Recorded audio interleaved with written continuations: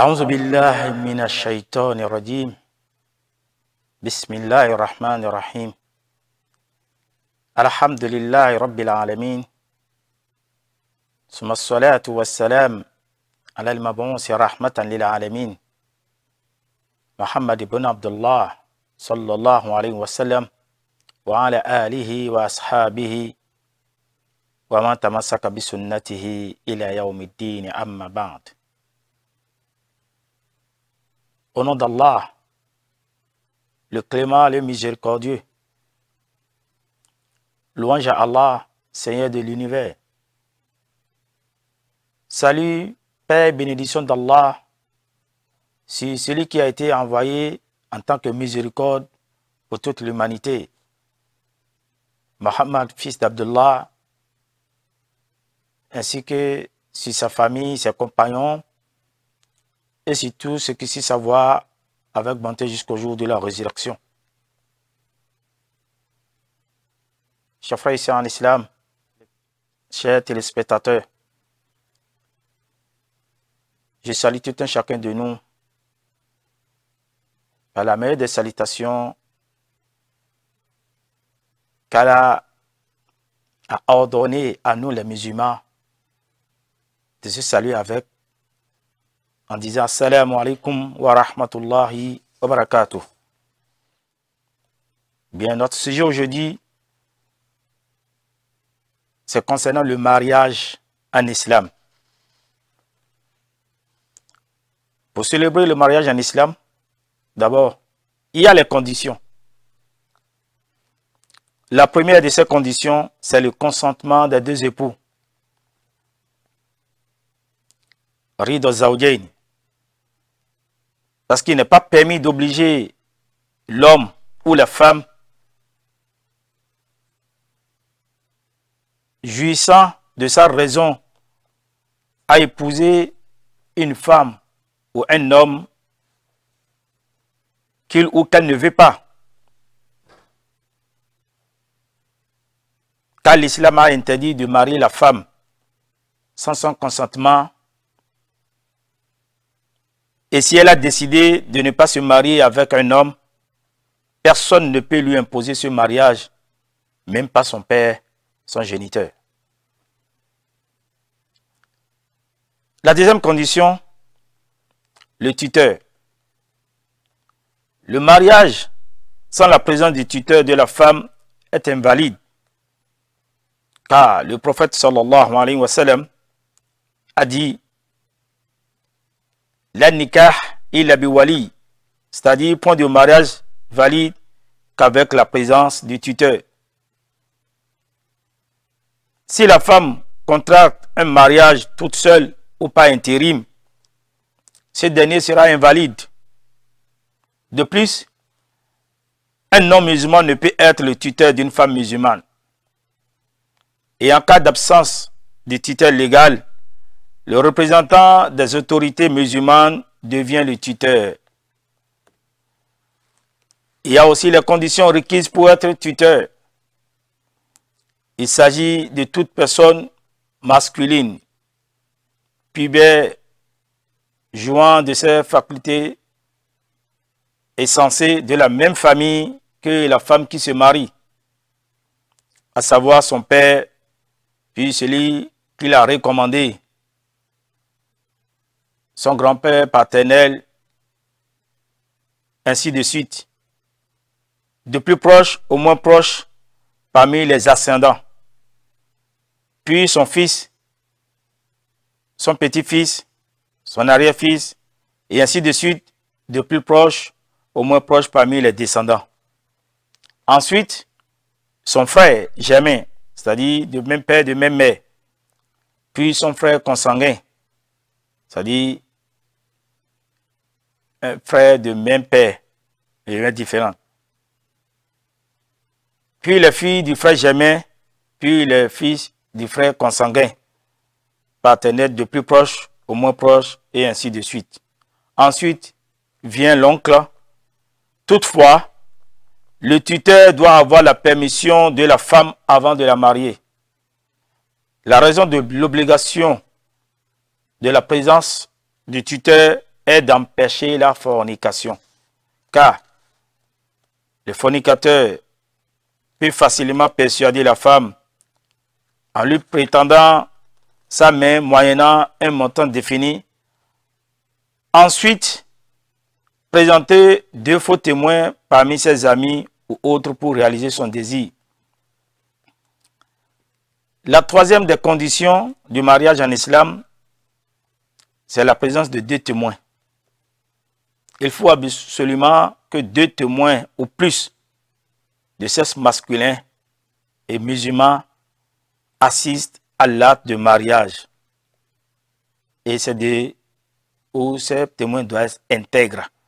L'intégrité consiste à éviter de commettre des péchés majeurs, comme par exemple la fornication, la consommation de l'alcool et autres.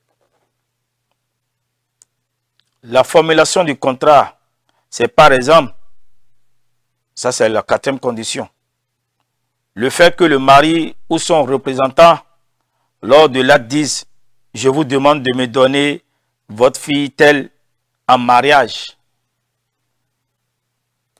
Alors le tuteur répond « Je vous accorde ma fille comme épouse ». Ensuite, l'époux réplique « Je l'accepte comme épouse ». L'époux a le droit de choisir qui il veut pour être son représentant lors de l'acte. La 5e des conditions, c'est la dot. Il est recommandé que la dot soit modérée.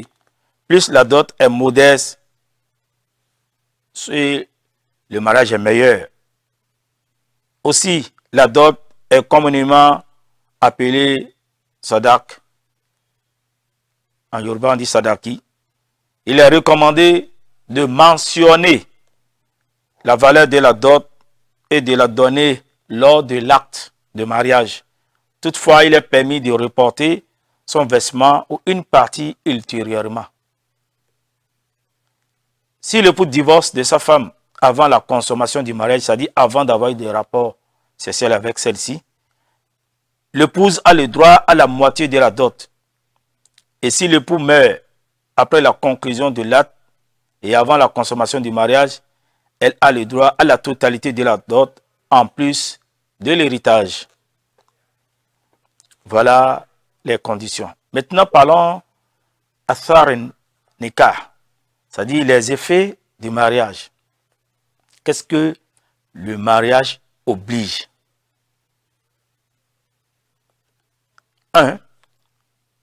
L'obligation des dépenses. Le mari doit prendre en charge les dépenses nécessaires pour satisfaire les besoins de son épouse selon la bienséance en nourriture, boisson, habillement et logement. Dans le cas où l'époux néglige ces obligations, il est considéré comme pécheur et par conséquent, la femme a le droit de prendre de son mari de l'argent en fonction de ses besoins ou même de contracter une dette de sorte que c'est son mari qui sera redevable du remboursement et non elle. Parmi les dépenses que le mari doit assumer, il y a la cérémonie des noces qu'on appelle walima. Il s'agit du repas que l'époux donne le jour de la célébration des noces et auquel il invite les gens à y assister.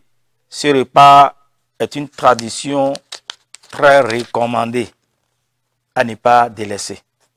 Car le prophète sallallahu alayhi wa sallam a fait cela et a ordonné à ses compagnons de le faire. 2. L'héritage. À partir du moment où l'homme conclut un acte de mariage valide avec une femme, chacun d'eux aura le droit d'hériter de l'autre,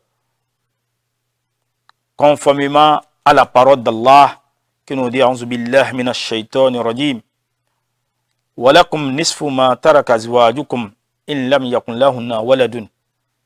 Le verset. C'est le verset 12 du chapitre 4, les femmes. Et ce jugement ne diffère pas que l'époux se soit retrouvé seul avec son épouse et ait consommé son mariage ou non.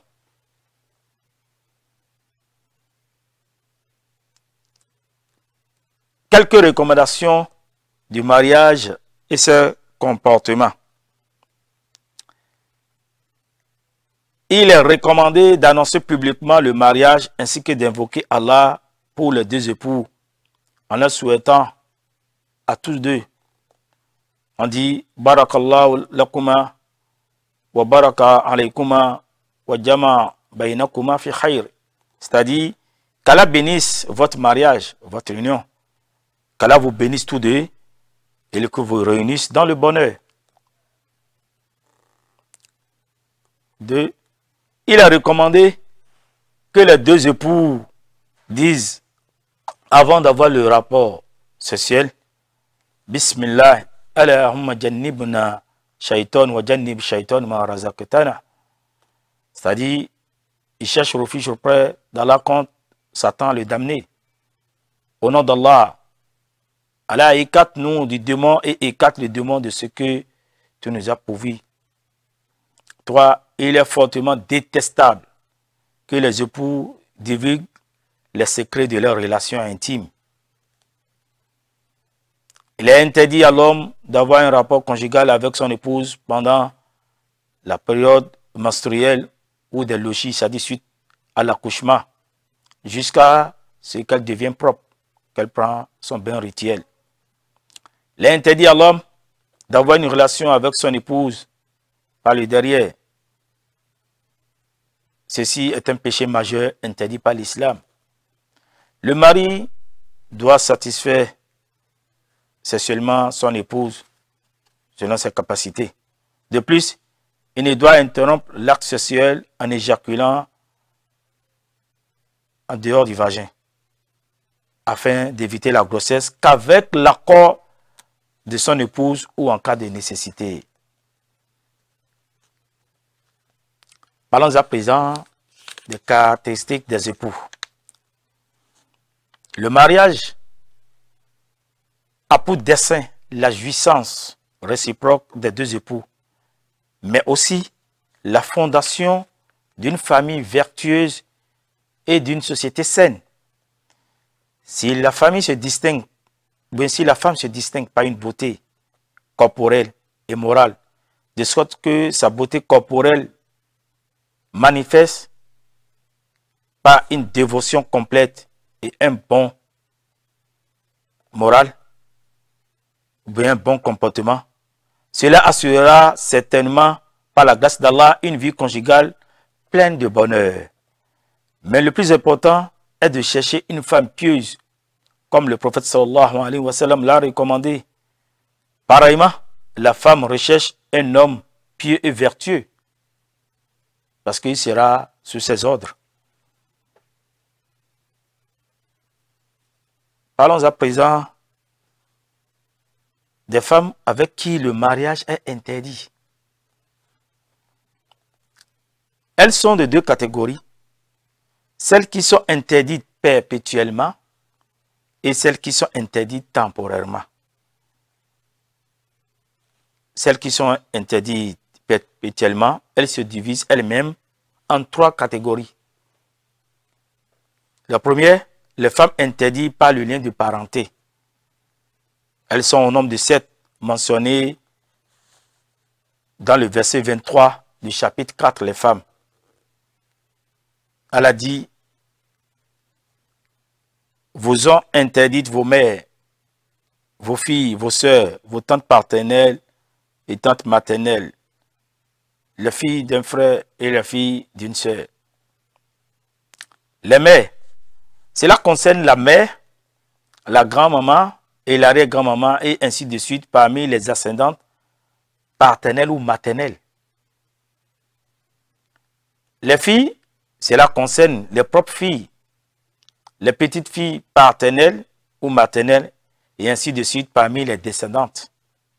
Les sœurs, cela concerne les sœurs, que ce soit germaines, les sœurs consanguines ou bien les sœurs utérines. Les tantes paternelles, cela concerne les tantes paternelles de l'époux, ses grandes-tantes paternelles, les tantes paternelles de ses grands-pères, les tantes paternelles de sa mère et les tantes paternelles de ses grands-mères. Les tantes maternelles, cela concerne les tantes maternelles de l'époux, ses grands-tantes maternelles, les tantes maternelles de ses grands-pères, les tantes maternelles de sa mère, les tantes maternelles de ses grands-mamans. Les filles du frère, cela concerne les filles du frère germain, les filles du frère consanguin, paternel et maternel, les petites filles, ainsi de suite parmi les descendantes. Les filles de la sœur, cela concerne les filles de la sœur germaine, les filles de la sœur consanguine, paternelle et maternelle, leurs petites filles, ainsi de suite en descendant. Maintenant, la deuxième catégorie, les femmes interdites par l'allaitement. Elles sont les mêmes que celles interdites par le lien de parenté. Selon la tradition prophétique, c'est-à-dire le prophète sallallahu alayhi wa sallam a dit, l'allaitement interdit ce qu'interdit le lien de parenté, en ce qui concerne le mariage, bien sûr.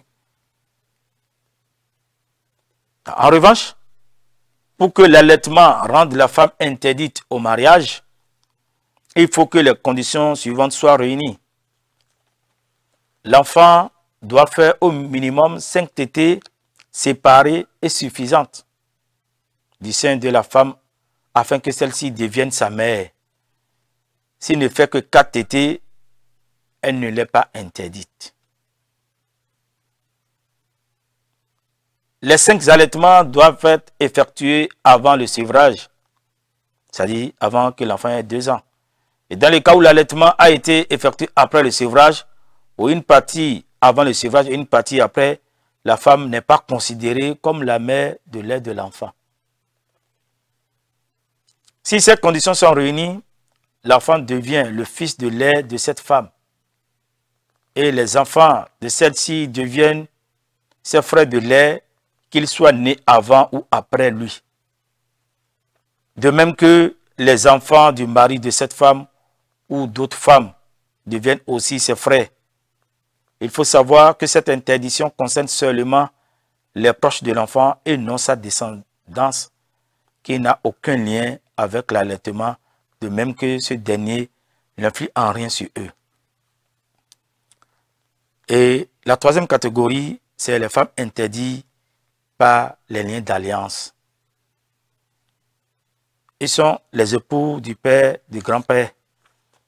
En effet, à partir du moment où l'homme a contracté un mariage avec une femme, ayant consommé son mariage ou non, cette dernière, c'est-à-dire la femme, devient interdite en mariage à ses enfants et à leurs descendants masculins. Les épouses des enfants. En fait, à partir du fait, ou bien à partir du moment où l'enfant a contracté un mariage avec une femme, et ayant consommé son mariage ou non, cette dernière devient interdite à son père et à ses ascendants masculins, paternels ou maternels. 3. La mère de l'épouse et ses ascendantes, paternelles ou maternelles. À partir du moment où l'homme a contracté un mariage avec une femme, et ayant consommé son mariage ou non, sa mère, ses grands-mamans, paternelles ou maternelle devient interdit. 4. Les filles de l'épouse et la descendance féminine de ses fils et filles. À partir du moment où l'enfant a contracté un mariage avec une femme et ayant consommé son mariage, toute la descendante féminine de cette dernière lui devient interdite. Que cette descendance féminine soit issue d'un mariage antérieur ou postérieur au mariage actuel. En revanche, s'il répudie la femme avant d'avoir consommé son mariage, ces femmes sous-mentionnées ne lui sont pas interdites. Et pour finir, la deuxième catégorie, c'est-à-dire les femmes interdites temporairement. Elles sont divisées en plusieurs catégories, parmi lesquelles 1. Il y a la sœur de l'épouse, sa tante paternelles et maternelles sont interdites à l'époux jusqu'à ce qu'il se sépare de sa femme suite à un décès ou à un divorce après l'expiration de la période de viduité de sa femme. Il faut respecter la période de viduité. 2. Une femme en période de viduité pour divorce ou veuvage, l'homme n'est autorisé à épouser ni à demander une femme en mariage qu'après l'expiration de son délai de viduité. 3. La femme en état de sacralisation lors du grand ou du petit pèlerinage. Il n'est autorisé à l'homme de contracter un mariage avec elle que si cette dernière se désacralise complètement de son pèlerinage. Voilà, en bref, le mariage en islam. Et comme nous avons dit, vous voyez, il y a les conditions qu'on a énumérées, elles sont au nombre de 5. Il y a aussi ce que le mariage engendre, comme la nécessité de dépenses, ainsi de suite. Il y a aussi les actes recommandés,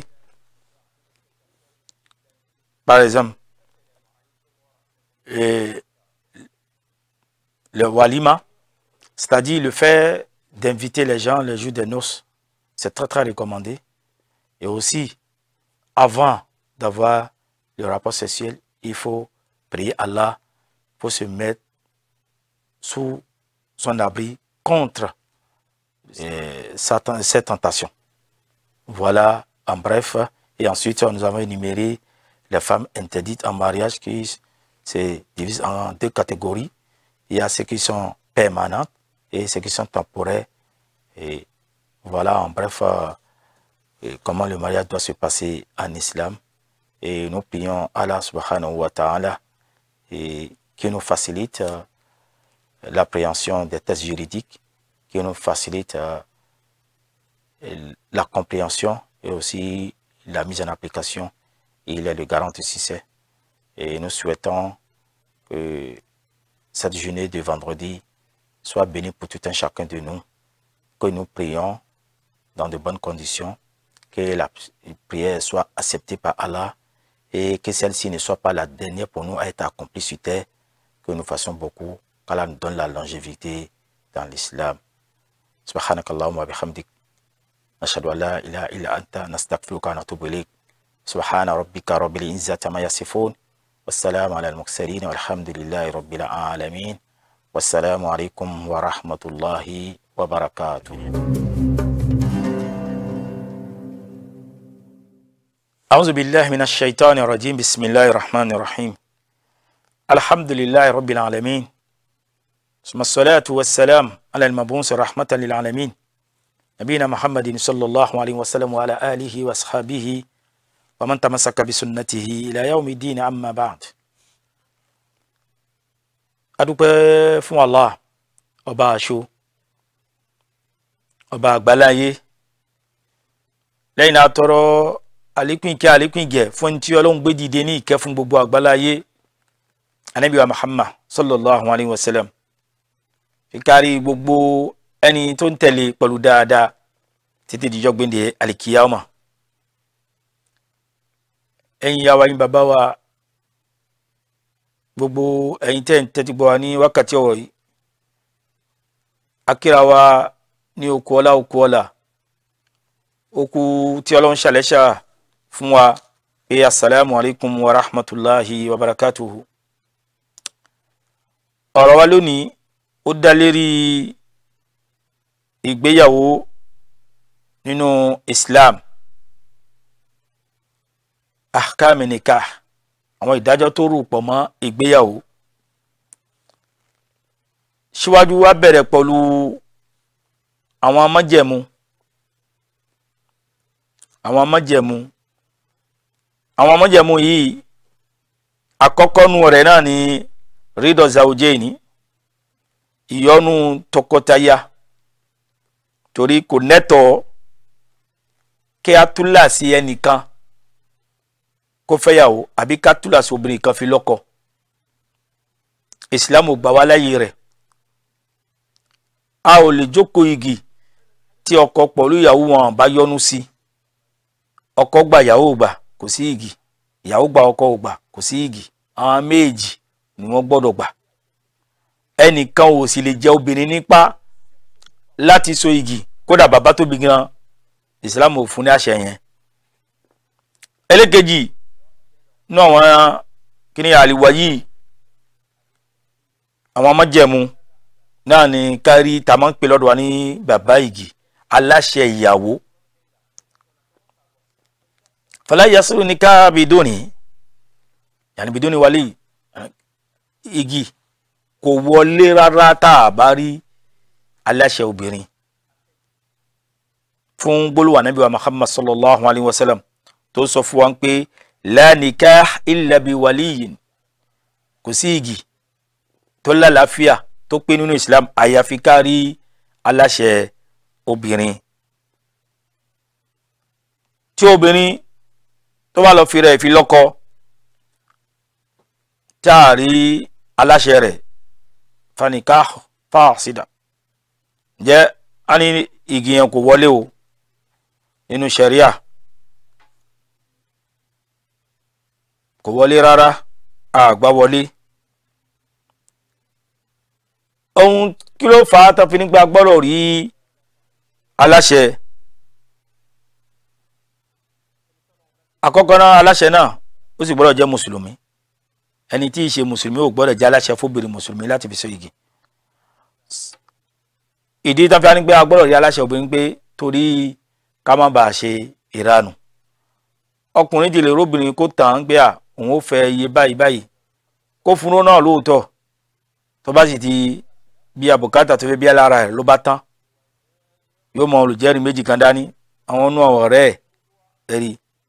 Àmọ́ tó wáyé pé bí ta ṣe máa ń ṣe ṣe pé àwọn ẹbí ó yọjú, yóò mọ̀ pé tí nǹkan kan bá ṣe òun mú àwọn tóun lè lọ bá ẹ̀rí.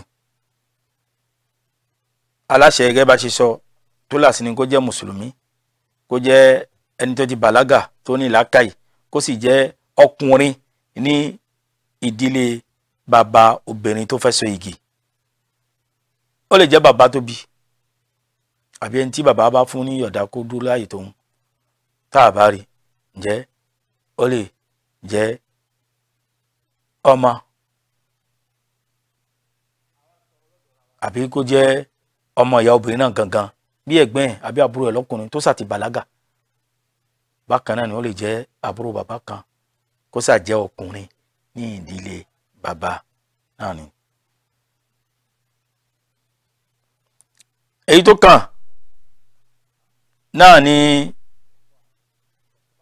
olùjẹ́rìí méjì, ṣàhídáàni, kì í ṣe túláàsì ní kó jẹ́ olùjẹ́rìí méjì ní ìdílé ọkọ, olùjẹ́rìí méjì ní ìdílé bàbá, ní ìdílé ìyàwó rárá.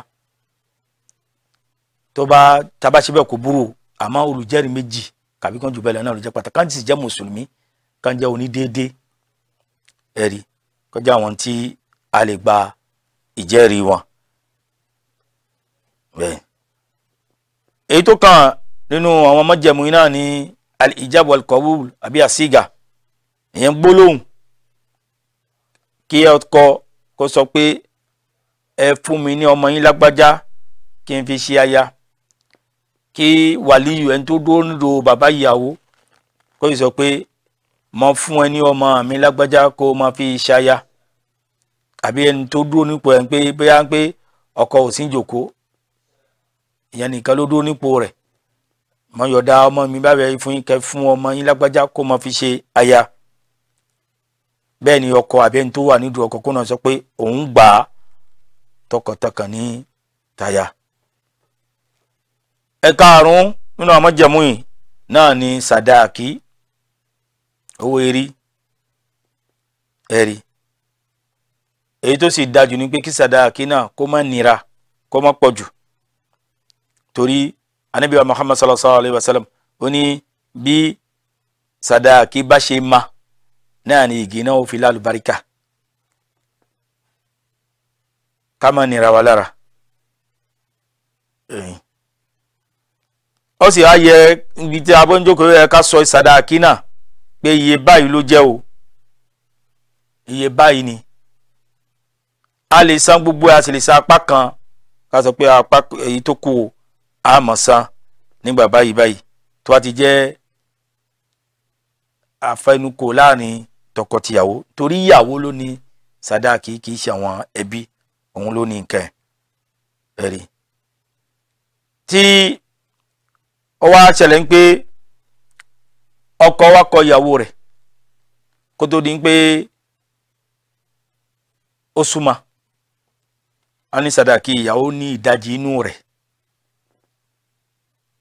ìdajì yóò gbà á torí wọ́n ti so igi kò tí ì wọlé tọ̀ ni, ṣùgbọ́n tó bá ti wọlé tọ̀ o òun ló ní gbogbo sàdáàkì yẹn. kátó a ní pé ọlọ́run má jámọ̀ ká ní kọ́kọ́ náà wà lọ ṣaláìsí síwájú kó tó wọlé tọ̀, ìyàwó ló ní gbogbo sàdáàkì, yóò sì tún jogún torí bó ti di ìyàwó rẹ̀ nígbà tí lókun ìgbà tí wọ́n ti so igi yẹn ló ti di ìyàwó rẹ̀. àwọn kí ni igi wa kó dání ní ọ̀ranyàn? àkọ́kọ́ ni ànáfàkọ́, pé kí ọkọ kó gbọ́ bùkátà lérí ìyàwó rẹ̀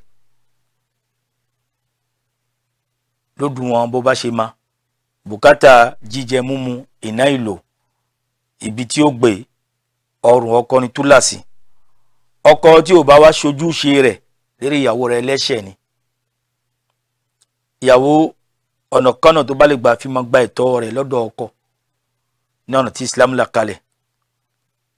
kódà àwọn àfáà ní ìyàwó lè lọ jẹ gbèsè ní pé ọkọ ẹni ó san tí bá ti ṣe gbèsè tó pọ̀ jù, ní pé gbèsè ta nígbà náà ni pé ibà yìí ó fi bí àbùkátà gẹ́gẹ́ bí jíjẹ múmu.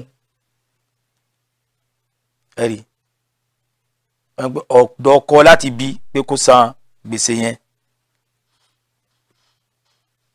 ọ̀dọ̀ ọkọ ni, torí ọkọ ni ó gbọ́dọ̀ gbọ́ bùkátà ìyàwó, kì í ṣe pé ìyàwó yáwó ó fi lọ ṣe ìṣekúṣe, ó fi lọ ra aṣọ olówó ńlá, jẹ ìmu, nǹkan tó pàtàkì ni ọkọ gbọ́dọ̀ gbọ́. bákan náà al-irthi, ogún jíjẹ, ẹ̀rí lópingbà tí ọkùnrin tó bá ti fẹ́ obìnrin tí wọ́n so igi ó ti di ìyàwó rẹ̀, ìkíní kejì wọn ò jogún ara wọn. fún gbólóhùn Ọlọ́run bá ti sọ fún anú al-Qur'ani pé bismillahir rahmanir rahim walakum nisfu ma taraka azwajukum, ẹ̀rí àyà ẹlẹ́kẹtàlélógún nínú Suratu Nisa, sura ẹlẹ́kẹrin, pé Ọlọ́run sọ fún wa pé a ní ẹ̀tọ́ láti jogún àwọn ìyàwó wa tí wọ́n bá ṣaláìsí, á jẹ ìdajì inú ẹ̀ tí wọ́n bá lọ́mọ, àmọ́ tá bá lọ́mọ ìdá mẹ́rin la jẹ, àwọn náà pàpà wọ́n jẹ ìdá mẹ́rin nínú nǹkan tá bá fi tá bá kú tí a bá lọ́mọ láyé, àmọ́ tá bá lọ́mọ ìdá mẹ́jọ ni wọ́n jẹ. ọ̀rọ̀ ogún kọ́ la fẹ́ sọ wa kan, àmọ́ yóò jogún. ẹ̀rí ó jẹ́ àwọn nǹkan méjì tó pọn dandan tí igi mú dání nìyẹn tí a bá ti so igi. àwọn súnà mélòó kan tó rò pọ̀ mọ́ igi àti àwọn ẹ̀kọ́ rẹ̀. àkọ́kọ́ yusanu iblag ziwaj, afẹ́ ká polongo ìyàwó, ẹ̀rí kì í ṣe pé ká ṣe ní kọ̀kọ̀ káwọn èèyàn máa ká polongo ẹ̀, ẹ̀rí. bẹ́ẹ̀ náà la sì fẹ́ yusanu duwan lil mutazawijaini, ká ṣàdúrà fún tọkọtaya gẹ́gẹ́ bí tibita Ànábì ṣe kọ́ wa sallallahu alaihi wa sallam, barakallahu lakuma wa barakallahu alaykuma wa jama baynakuma fi khairin. Ọlọ́run kó fi àlùbáríkà sí igi tẹ́ ẹ̀yin méjèèjì so, Ọlọ́run kó fi àlùbáríkà sí ara ẹ̀yin méjèèjì, kó sì wá fi oore kó yín jọ, oore ni kó yẹ Ọlọ́run bá Allah kó fi kó yín jọ. bákan náà yusanu idha arada al-jima' an yaqula bisimilayi allahumma janibna shaitan wa janib shaitan ma razaqtana. a ní ó dá pípọ̀ kí baálé kó tó súnmọ́ ìyàwó rẹ̀ nígbà tí wọ́n so igi, pé kó ṣe àdúrà pé ìwọ Ọlọ́run ọba orúkọ ẹ náà la fẹ́ fi bẹ̀rẹ̀ àwa bẹ̀rẹ̀ lé àṣetánì jìnnà sí wa kó sì lé jìnnà sí gbogbo ohun tó bá bù wá ẹ̀yin pé àwọn ọmọ àdúrà yẹn ó ṣe pàtàkì tí àti ọkọ àti ìyàwó wọn ṣe kó tó di pé wọ́n bá ara wọn sùn ní àkọ́kọ́. ẹ̀kẹta yukli zawjaini ifsha'u ma jara baynahuma min umuri al-jima'. èèwọ̀ ni ká tún náà ṣe ara wa lẹ́yìn ìgbà tí a bára wa lò tán. ọkùnrin ò gbọ́dọ̀ tún náà ṣírí ìyàwó rẹ̀, ìyàwó gan ò gbọ́dọ̀ tún náà ṣírí ọkọ rẹ̀. àṣírí àárín àwọn méjì ni ó yẹ kó gbé. ẹlẹ́kẹ̀yìn yuhrimu ala rajuli an yujami'a zawjatahu wa hiya haid. èèwọ̀ ni fọkùnrin kó bá ìyàwó ẹ̀ ní ṣáàní ẹ̀yìn pé kó súnmọ́ ìyàwó rẹ̀ nígbà tí bá bẹnu nǹkan oṣù àwọn ní fàṣà àti bẹnu ẹ̀jẹ̀ ìbímọ. ẹ̀rí àfi kó jẹ́ lẹ́yìn ìgbà tí ó bá ti parí nǹkan rẹ̀ tí ó sì ti wẹ̀. ẹ̀karùn-ún yuhrimu ala zawji wata zawjatahu fi duburiha. èèwọ̀ ni ká bá obìnrin sùn látẹ̀yìn. ìsìlámù ṣe ní èèwọ̀ nínú àwọn kàbáyìrì zunubu ni, nínú àwọn ẹ̀ṣẹ̀ ńláńlá ni nínú ìsìlámù. ọ̀nà tí ọlọ́run fún wa tó tọ́ka fún wa náà ní ká gbà wọlé ìyẹn pé ojú ara gẹ́gẹ́ bí àwọn Yorùbá ṣe máa ń sọ. ẹ̀kẹfà yajibu ala zawji an yuti zawjatahu haqqa kamila filiwati. wọ́n ní tó làsí ní fọkùnrin kó fún ìyàwó rẹ̀ ní ẹ̀tọ́ rẹ̀ níbi ìbálò, kó fún ẹ̀tọ́ rẹ̀ níbi ìbálò. torí a mọ̀ pé Islam ṣe léèwọ̀ kí obìnrin kó kọ ọrùn fún ọkọ. ìdí èyí ni ọkùnrin pàpà kò gbọ́dọ̀ fèé ní fitan ó bá ṣe bẹ́ẹ̀ ẹ̀ṣẹ̀ ńlá ni. kama yajibu alayhi alla yazila karahiyat al-hamli ila bi'ithniha aw li darura. bẹ́ẹ̀ náà ni èèwọ̀ ni tí ọkùnrin bá ìyàwó rẹ̀ sùn kó wá fẹ́ dami kó wá fò dìde ìyẹn pé kó má dami sínú ẹ̀ torí pé kò fẹ́ kó lóyún àbí pé wàhálà kan ló fà. àyàfi kó sọ fún ìyàwó rẹ̀ kí ìyàwó rẹ̀ pa á mọ̀ nípa rẹ̀ kì í ṣe pé òun nìkan. bẹ́ẹ̀ ni ìyàwó pa ò sì gbọ́dọ̀ ṣe bẹ́ẹ̀ fún ọkọ. ẹ̀rí nísìn àwọn kìnìyàn ó yẹ ká ṣọ́ dáadáa. ní báyìí ó yẹ ká sọ nípasẹ̀ ìròyìn ìyàwó ta fẹ́ fẹ́ àbí ọkọ ta fẹ́ ní. torí ìgbéyàwó yuradul istimta' ká fi gbádùn ara wa ni. wa takwinu usra salihah àti pé ká mọ ẹbí tó jẹ́ ẹbí dáadáa, ẹbí rẹ̀, wa mujtama' salim àti àwùjọ tó ní àlàáfíà. tó yẹn pé obìnrin ní ẹwà ẹ̀yìn bó yáyì tó hàn dáadáa. ẹ̀rí bákan náà ó ní ìwà ọmọlúwàbí, ó ní ìwà rẹ̀, ó fi ń da pípọ̀ jù. ṣùgbọ́n ká wá torí ẹwà nìkan, yíyá nìkan fífẹ́ obìnrin, Islam ò ṣe wá lójú kòkòrò rẹ̀ o. èyí tó ṣe wá lójú kòkòrò ni pé obìnrin tó ní ẹ̀sìn, obìnrin ò sì lè lẹ́sìn kó má níwà. torí Yorùbá bọ̀ wọ́n ní ìwà lẹ̀sìn. àlùmí ò sọ pé ó lẹ́sìn kò níwà rárá, kò lẹ́sìn. àbó níwà kò lẹ́sìn rárá, kò níwà. méjì ń wọnú ara wọn ni. Ànábì sallallahu alayhi wa sallam ó jẹ́ kó yé wa pé inna husnal khuluqi nisfu din. ká ní ìwà rẹ̀, ká ní ìwà dáadáa, ìwà ọmọlúwàbí ìdajì ẹ̀sìn ní fúnra rẹ̀. ìwà pẹ̀lú ẹ̀sìn ó rò pọ̀ mọ́ra wọn ni. ló fi sọ fún wa pé ǹjẹ́ ta bá fẹ́ fẹ́yàwó ká wo obìnrin tó lẹ́sìn, torí tó bá lẹ́sìn ó ti níwà. èèyàn ló fi ń dáa jù. ó lè má yá yìí, ó sì lè má lówó lọ́wọ́. àmọ́ tó bá tún ní ẹ̀yẹn náà fi kún ó fi ń dájú àmọ́ ká má wo ẹwà nìkan fífẹ́ obìnrin. Bákan náà ni obìnrin tó fẹ́ lọ́kọ ó yẹ kó wo ọkọ tó níwà dáadáa,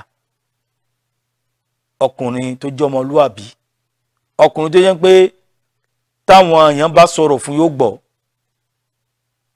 torí gẹ́gẹ́ bí abàrá ènìyàn a lè ṣe ká má ṣẹra wa.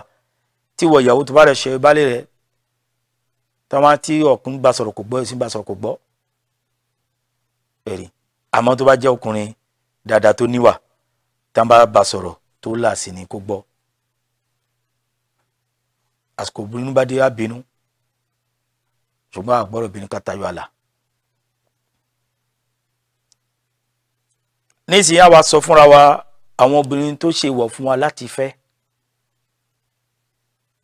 ó wá pín sí ọ̀nà méjì. kismu yukhrimu at-tazwij bihinna da'iman, àwọn kan wọ́n ṣe lè wọ̀ fún wa ká fẹ́ wọn títí láyéláyé, èèwọ̀ ni. wa kismu yukhrimu zawaj bihinna ila al-ajal, ìpín kejì èèwọ̀ ni ká fẹ́ wọn fún ìgbà kan ni. àlàyé lérí àkọ́kọ́ àwọn tó ń pé èèwọ̀ ni fún wa ká fẹ́ wọn títí láyéláyé, àwọn ilé wọn náà tó pín sí ọ̀nà mẹ́ta.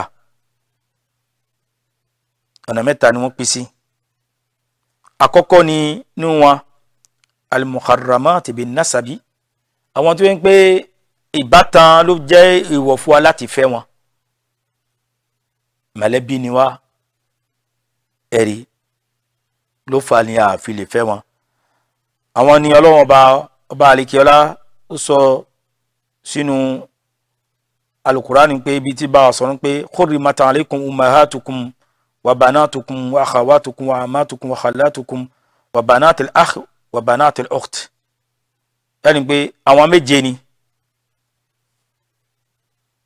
àwọn méje Ọlọ́run ni ó ń ṣe léèwọ̀ fún wa. ummahatukum àwọn ìyá wa, wa banatukum àwọn ọmọ wa lóbìnrin, wa akhawatukum àwọn ọmọ ìyá wa, wa amamikum àwọn àbúrò àbí ẹ̀gbọ́n bàbá wa lóbìnrin, wa khalatukum àwọn àbúrò àbí ẹ̀gbọ́n ìyá wa lóbìnrin, banatul akhi àwọn ọmọ obìnrin tó jẹ́ àwọn ọmọ ìyá wa lọ́kùnrin ló bí wọn, wa banatul ukhti bẹ́ẹ̀ náà ni àwọn ọmọ obìnrin tó jẹ́ pé àwọn ọmọ ìyá wa lóbìnrin ló bí wọn. àlàyé wọn ní falu mahat àwọn ìyá tí wọ́n gbà lérò mbẹ́, wọn ní àwọn ìyá ó jẹ́ bẹ́ẹ̀ lé àwọn ìyá wa tó bí wa gangan, bẹ́ẹ̀ náà ni àwọn ìyá wa àbí ìyá bàbá wa, èké tó bá jẹ́nu wọn. albanat àwọn ọmọ wa lóbìnrin náà tó gbà lérò pẹ̀lú wọn náà ni banat sulbi àwọn ọmọ wa pàápàá tẹ́ngbà wa pàápàá ìbára àdìwa ni, wa banatil abna àwọn ọmọ wa, wa banatil banat bẹ́ẹ̀ ni àwọn ọmọ wa tó ń pè ọkùnrin ló bí wọn, àwọn ọmọ wa tó ń pè obìnrin ló bí wọn, èèwọ̀ ni ká fẹ́ wọn. alahawat àwọn ọmọ ìyá wa lóbìnrin, àní alahawati shaqiqat ó jẹ́ pé àwọn obìnrin tó ń pé ìyá kan náà bàbá kan náà ni wá, a lè fẹ́ wọn. wal ahawati min al abi àwọn ọba kan wà yẹn pé bàbá kan náà ni wá, ìyá ọ̀tọ̀ọ̀tọ̀, a lè fẹ́ wọn. bẹ́ẹ̀ náà ni ahawati min al ummi àwọn obìnrin tó ń pé ìyá kan náà ni wá ṣùgbọ́n àìṣe bàbá kan náà, a lè fẹ́ wọn. al ammat àwọn àbúrò àbí ẹ̀gbọ́n bàbá wa lóbìnrin tàṣà àwọn pè ní tàyìn. a ní àwọn tó gbà lérò pẹ̀lú ẹ̀ náà ni àwọn àbúrò àbí ẹ̀gbọ́n bàbá lóbìnrin náà bẹ́ẹ̀ àti ti bàbá wa títí lọ bẹ́ẹ̀ báyìí tó lè ga sí, èèwọ̀ ni fún wa kí a fẹ́ àwọn bẹ́ẹ̀. bẹ́ẹ̀ náà ni àwọn táyìn ti ìyá wa a lè fẹ́ wọn èèwọ̀ ni bí ipò ìyá ìyá ni wọ́n bẹ fún wa. Bákan náà ni khalat, àwọn ẹ̀gbọ́n àbúrò ìyá lóbìnrin, àwọn tó gbà lérò ń bẹ náà ni àwọn ẹ̀gbọ́n àbí àbúrò bàbá wa lóbìnrin, bẹ́ẹ̀ náà ni àwọn tó jẹ́ bẹ́ẹ̀ fún bàbá wa wọ́n ti bọ́ sípò ìyá bàbá fún wa, bẹ́ẹ̀ náà ni àwọn grandmama, gbogbo wọn lẹ́yìn gbogbo èèwọ̀ ní fún wa ká fẹ́ wọn, a lè fẹ́ wọn níyàwó. Èyí tó kàn ní banatul akh, àwọn ọmọ obìnrin tí àwọn ọmọ ìyá wa lọ́kùnrin bí, anu tó gbà lérò ń bẹ ní banatul akh shakik, àwọn ọmọ tó yẹn pé àwọn ọmọbìnrin tó yẹn pé àwọn ọmọ ìyá wa tó yẹn pé ìyá kan náà bákan náà lójó bí wa, wa banatul akh min al ab, àbí àwọn ọmọbìnrin tó yẹn pé bàbá wọn ọba kan náà ń ṣe fún wa yẹn pé bàbá kan náà ni wá pẹ̀lú wọn ìyá ọ̀tọ̀ọ̀tọ̀. Wa banatul akh min al ummi, bákan náà àwọn ọmọbìnrin tó yẹn pé àwọn bàbá wọn ìyá kan náà lójó bí wa, bàbá ọ̀tọ̀ọ̀tọ̀, a lè fẹ́ wọn. Wa banati abnaihim, bẹ́ẹ̀ ni àwọn ọmọ obìnrin àwọn ọmọ àwọn alé yẹn ìwọ ní fún wa ká fẹ́ wọn. Wa banati banatihim, bẹ́ẹ̀ ni àwọn ọmọ wọn tó ń gbà àwọn ọmọbìnrin wọn ló bí wọn, a lè fẹ́ wọn kan tó lọlẹ̀ jù bẹ́ẹ̀ lọ. Banatul ukht, èyí tó ṣe kẹ́yìn nínú àwọn tán ṣe léwọ̀ nínú mọ̀lẹ́bí náà ni àwọn ọmọbìnrin tó yẹn pé àwọn ọmọ ìyá wa lóbìnrin ló bí wọn. A ní tó gbà lórí bẹ́ẹ̀ ni banatul ukht shakika, àwọn ọmọbìnrin tó yẹn pé ìyá wọn àwa pẹ̀lú wọn ìyá kan náà bàbá kan náà ni wá. Àbí banatul ukht min al ab, àwọn ọmọbìnrin tó yẹn pé àwa pẹ̀lú ìyá wọn ọba kan ni wá, bàbá kan náà ló jọ bí wa, ìyá ọ̀tọ̀ọ̀tọ̀. Wa banatul ukht min al ummi, bákan náà àwọn ọmọbìnrin tó ń gbà wá pẹ̀lú ìyá wọn ìyá kan náà ló jọ bí wa, bàbá ọ̀tọ̀ọ̀tọ̀. Èèwọ̀ ni gbogbo wọn lèèyàn fún wa láti fẹ́ wọn láíláí. Wa banati abnaihinna, bẹ́ẹ̀ náà ni àwọn ọmọ obìnrin wọn tó jẹ́ pé àwọn ọkùnrin wọn ló bí wọn, àbí àwọn ọmọbìnrin wọn tó jẹ́ pé àwọn ọmọbìnrin wọn ló bí wọn. Èèwọ̀ ni gbogbo wọn lèèyàn láti fẹ́ wọn. Ìpín kejì nínú àwọn tán ṣe léèwọ̀ fún wa láíláí náà ni al-muharramati bir-radaa, àwọn tó yẹn pé ọyàn ló sọ wọ́n di èèwọ̀ fún wa. Ẹ̀rí a ní àwọn bákan náà ní ló ti jẹ́ pẹ̀lú àwọn tó yẹn pé àjọ jẹ́ mọ̀lẹ́bí fún gbólóhùn Ànábì wa Muhammad sallallahu alayhi wa sallam tí Ànábì ní yukhrimu min ar-ridaa ma yukhrimu min an-nasabi, lọ́rọ̀ bí káfẹ́ra wá dé báyìí a ṣe lè wọ̀ fún ẹni tó ń gbà jọ mú ọyàn kan náà, àbí ọyàn ló ti sọ wá di ẹbí, ohun tá a ṣe lè wọ̀ nínú ohun tá a jọ jẹ́ ẹbí tá a ti kà fúnra wa lọ́wọ́ yìí báyìí èèwọ̀ ni. wọ́n ní walakinna ar-ridaa al-muharram labudda lahu min shuruti, ọyàn tá a mú tó fi ń sọ di èèwọ̀ yìí báyìí ó ní májẹ̀mú.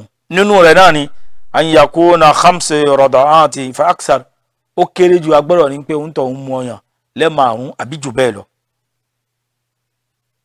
ẹ̀lìn falaw rada'a tiflu min al-mar'a arba'a rada'at lam takun umman lahu, a ní ká ní ọmọ nísìn ó mú láyà obìnrin kan lẹ́ẹ̀mẹ́rin péré, wọ́n ní àní sọ pé obìnrin yẹn ti di ìyá rẹ̀, obìnrin yẹn kò tí di ìyá rẹ̀. Bákan náà wa in kanati ba'da al-fitr, ani an yakuna ridaa qabla al-fitr, àní pé kó jẹ́ pé ọyàn ìgbà ìtààmú kó tó dín pé ọmọ jámú ni, ọmọ sì jámú nínú Islam, ọdún méjì ni Islam sọ fún wa, ọdún méjì. wal walidatu yuridina awladahunna hawlayni kamilayni, àwọn obìnrin bímọ o wọ́n mọ̀ fún ọmọ ọlọ́mọ yẹn fún ọdún méjì gbáko tó pé. Ẹ̀rí ǹjẹ́ wọ́n ní àkókò ti fẹ́ tó, ibi tí ó jọ pé a fẹ́ dá dúró sí lẹ́nu náà nìyẹn pé àwọn ni tẹ́ ń pé àjọ mọ̀yàn ọyàn náà ó gbọ́dọ̀ jẹ́ pé ẹ̀ márùn-ún àbí jù bẹ́ẹ̀ lọ kò sì gbọ́dọ̀ jẹ́ pé lẹ́yìn ìgbà tí yàn ti dàgbà kò jẹ́ pé ìgbà tí àwọn kékeré ọmọ yẹn tí wọ́n mú lẹ́yìn ọdún méjì yẹn wọ́n ní kò wọlé gbogbo yìí tí ò bá ti ṣe ìnìkan o ìyá tó bá ń gbé gbogbo yìí ni mọ́jẹ̀mú yẹn pé oúnjẹ èèwọ̀ ni gbogbo ń takà nínú mọ̀lẹ́bí ká tó fẹ́ nígbà èèwọ̀ ni àwọn yìí tó kù tí àyè bá gbà mí a máa ṣàlàyé kí abẹ́ lọ́wọ́n bá kí kọ́ṣọ́ wa dẹ̀mí subhanaka allahumma bihamdika ashhadu an la ilaha illa ant astaghfiruka wa atubu ilayk subhana rabbika rabbil izzati amma yasifun wassalamu ala al-mursalin walhamdulillahi rabbil alamin wassalamu alaikum wa rahmatullahi wa barakatuh.